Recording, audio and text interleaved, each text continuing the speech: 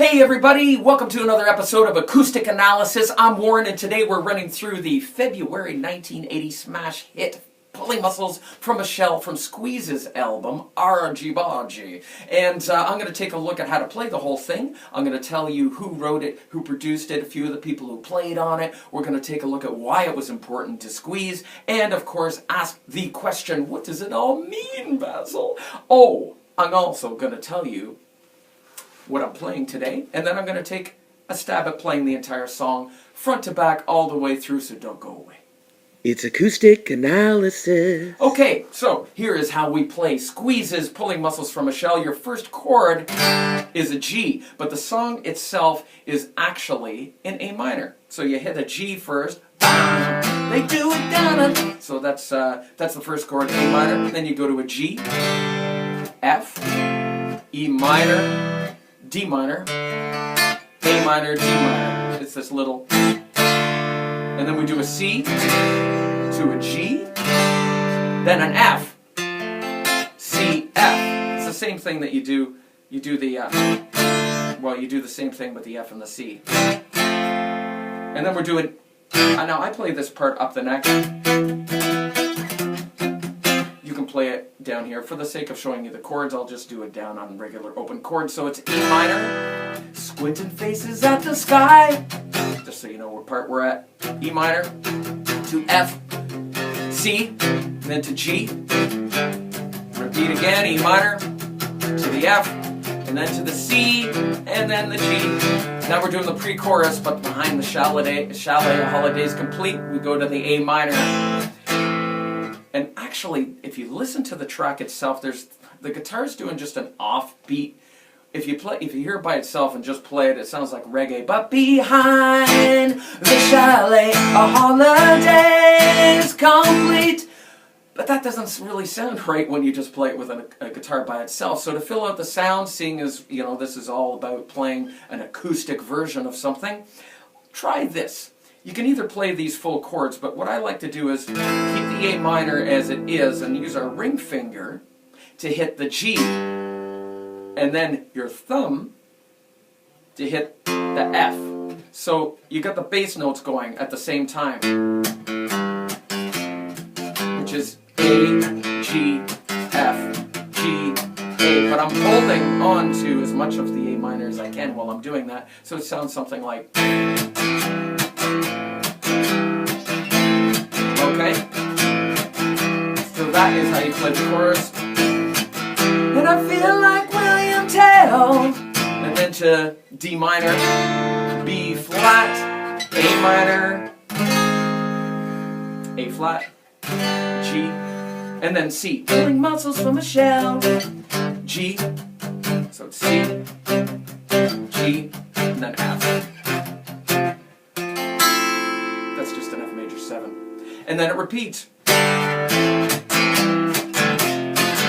And including the lead section. The lead section in here, there's two of them. There's a guitar solo, and then there's Jules Holland's beautiful piano solo. And it's the same chords throughout both. So those are the three sections of the song. Go forth and play it. I'm going to do it at the end of this, so stick around for that too. But let's talk about the nitty-gritty of this baby. Who wrote it, who produced it, who played on it, and all of that wonderful stuff? Well, a guy by the name of Glenn Tilbrook. Glenn put an ad, this is, one of those childhood things, put an ad looking for a guitar player, even though apparently he couldn't really play much himself at the time. He joined up with a guy named Chris Difford. Chris is the guitar player, although he couldn't play much at the time. This is like in the early 70s, so it's one of those childhood band types of deals. And Chris would be the guitar player, and Glenn would be the lyricist. And that's how it remained, and remains so till this day. Very great relationship, obviously.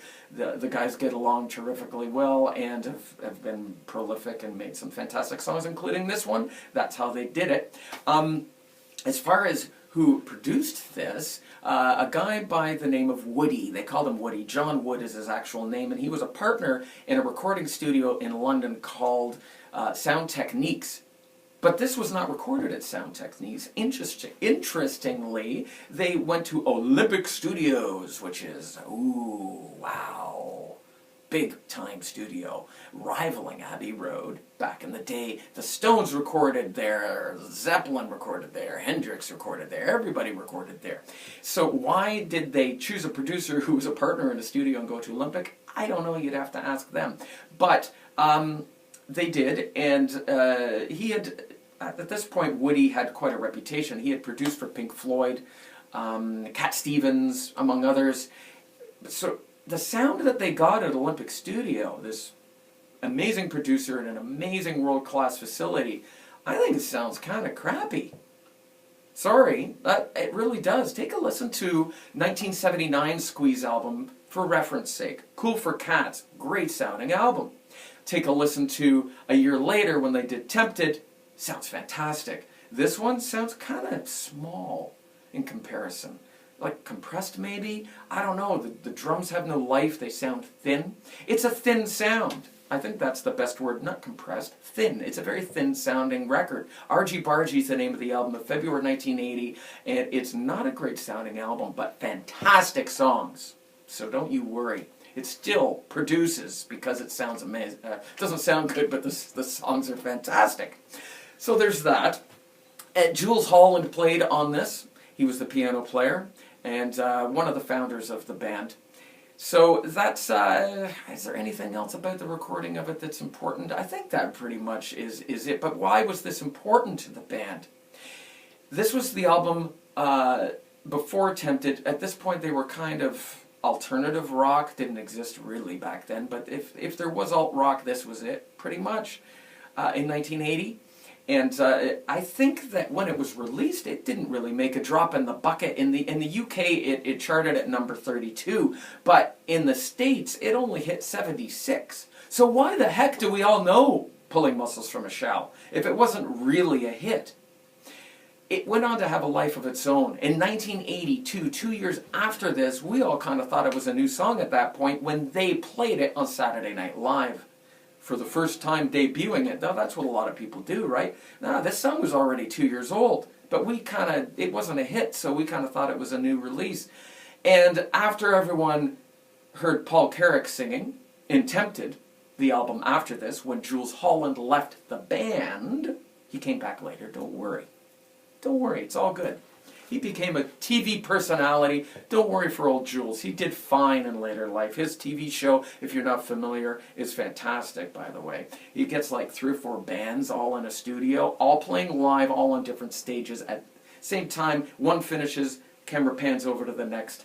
It's very cool. If you haven't seen it, check it out. It's been around for like 20 years. So between that, his TV life, and the band, he would come and go from Squeeze throughout the years. But Paul Carrack would do a fantastic job before joining Mike and the Mechanics later in the 80s. You might have known him for How Long Has This Been Going On? From Ace, from back in the 70s. That's Paul Carrack. Same guy that sang Tempted by the Fruit of Another. Same dude.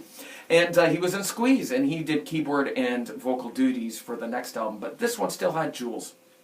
Still the original lineup on this. That's why it was important for them, too. It was an important track in that respect. But let's talk about, what does it all mean, Basil? What's the deep meaning behind this song? Well, remember, back in the 60s, families of 4, it was just not financially prudent for them to take a jet-setting holiday off onto some Caribbean island. It just wasn't financially feasible back then, really. So, including here let's say we had upstate New York with the Adirondacks and all of these small, I know, think Dirty Dancing. Dirty Dancing, remember how they had the big dance hall with the stage and everyone would meet there and they'd put on the big show at night with all of the staff, and then they'd have these little cottages, cabins, if you will, scattered throughout the property, usually on a lake. In the UK they did that too, except they did the same thing on the seaside. Seaside resorts, that was all the rage until the 70s hit. Airfare became more affordable and everyone sort of scooted off in the wintertime when it was cold off to wonderful tropical vacations. And these seaside resorts died. So this is like a reminiscing of childhood holidays at these little seaside resorts in the UK. But it's a little bit more than that. There's another meaning behind the chalet. My holiday's complete. I think that's a reference to a first sexual encounter, if I'm not mistaken. And pulling muscles in the UK is a full-on sexual innuendo term. This is G-rated, so I'm not going to go into why that's sexual innuendo. Let's just suffice to say that it is. So it's a... Put it together and you've got a first sexual encounter behind a chalet back in the day in the 60s when he was coming of age at a little seaside resort. There's the meaning, baby. So, let's geek out! Time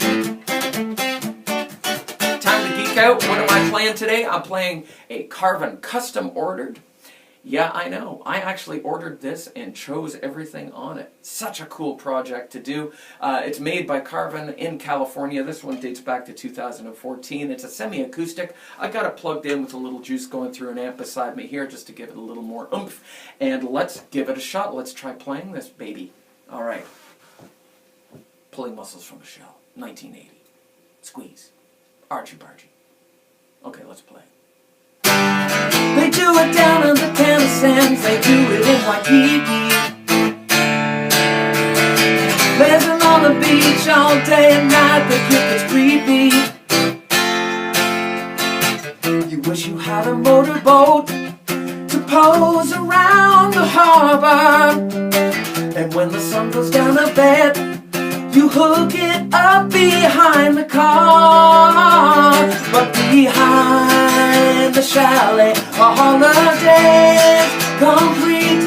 And I feel like William Tell made Marianne on her tiptoe feet. Pulling muscles from a shell, pulling muscles from a shell. Sinking in the sea salt, cold topless sailors look away. And in the sun shower, he merely shelters from the rain. Squinting faces at the sky, a Harold Robbins paperback. Servers drop their boards and drive, and everybody wants a hat. But behind the chalet, a holiday's complete. And I feel like William Tell made Marianne on her tiptoe feet. Pulling muscles from a shell, pulling muscles from a shell. Two fat ladies window shopping, something for the mental peace. And for bingo all nights, a paddle for sweet little knees. Coast driver standing round about, looking at a local map about the boy who's gone away down to next door's caravan.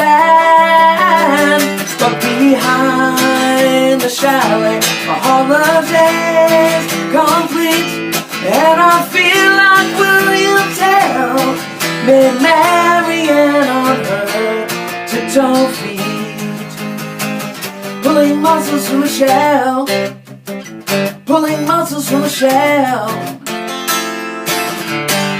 But behind the chalet, a holiday's complete. And I feel like William Tell made Marianne on her tiptoe feet. Pulling muscles from a shell, pulling muscles from a shell.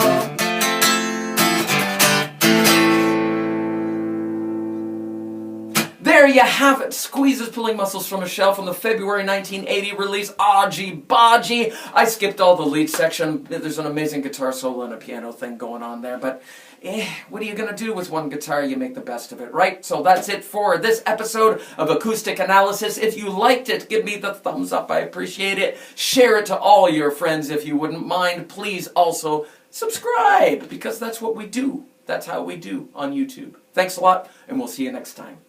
It's Acoustic Analysis.